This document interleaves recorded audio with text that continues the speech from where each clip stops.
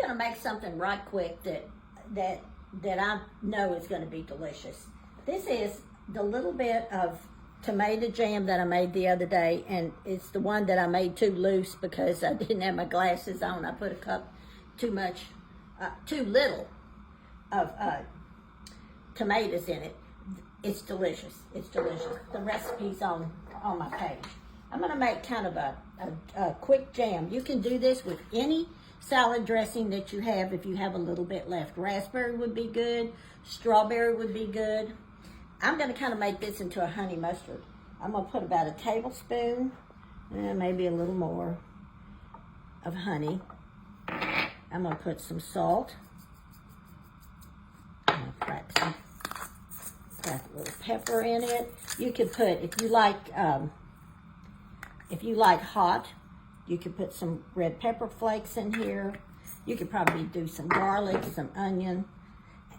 You probably would rather use the Dijon mustard, but I don't like the taste because I don't like the wine taste. So I'm gonna put a little bit of yellow mustard. You could use grated mustard too. I'm just kind of eyeballing this, so there won't be a recipe posted. This is just a quick little video. This is apple cider vinegar. You could use all kinds of vinegars. Now this, I'm gonna put about maybe a third of a cup or a fourth of a cup, more like a fourth of olive oil. Okay. Just gonna shake this up. Make sure I have it on there good.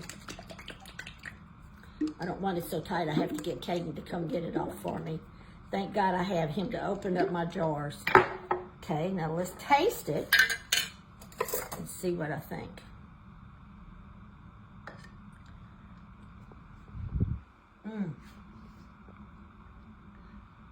Oh, as my friend Annie says, you can eat that with a spoon.